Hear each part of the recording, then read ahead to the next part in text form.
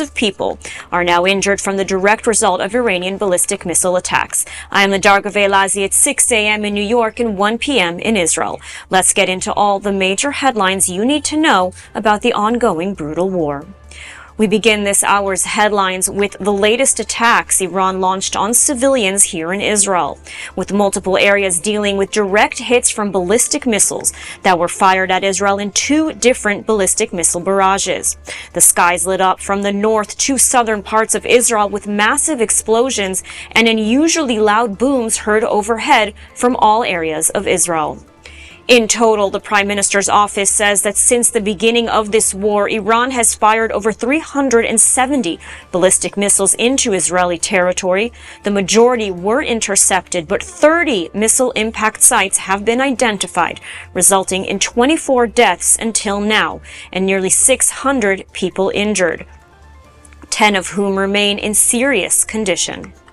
Israel also worked to intercept hundreds of UAVs that crossed into Israeli territory. The Air Force has already shot down 3 drones that infiltrated Israeli territory just today. And we first want to show you the horrific and devastating videos that are emerging from direct impact sites that happened in Petah Tikva.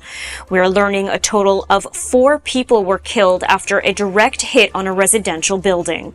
For the first time, 2 people who were in a bomb shelter were killed. This after a direct missile hit on the shelter.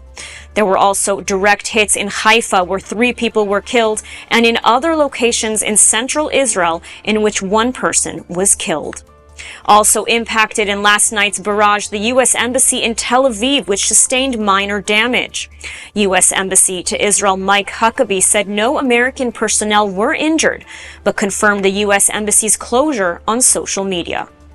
All of this is happening in Israel, but on the Iranian side, the IDF continues to strike key military and nuclear targets, as well as critical infrastructure that could start to have devastating consequences for the regime in a matter of days, according to Israeli officials.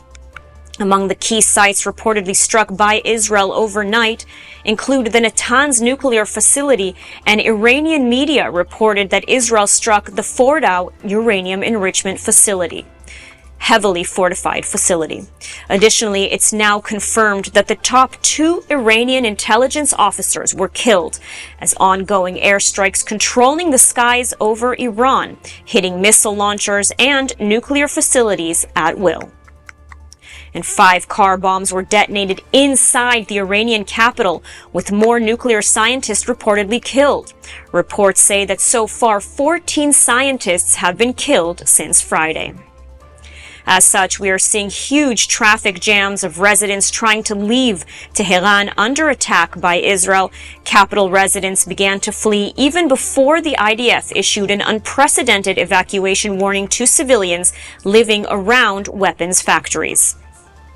And in other news, the IDF announced on Sunday that the second body of the hostage recovered in Khan Yunis in a special operation last Wednesday is that of Aviv Atzili.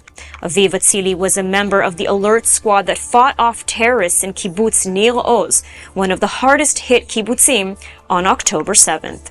He was initially believed to have been abducted alive, but in December, his family was informed that he had been murdered on October 7th at the age of 49 and his body taken into Gaza. Aviv is survived by his wife Liat, who was also kidnapped on October 7th and released in the first hostage release, as well as their 3 children. There are currently 53 hostages still in Gaza.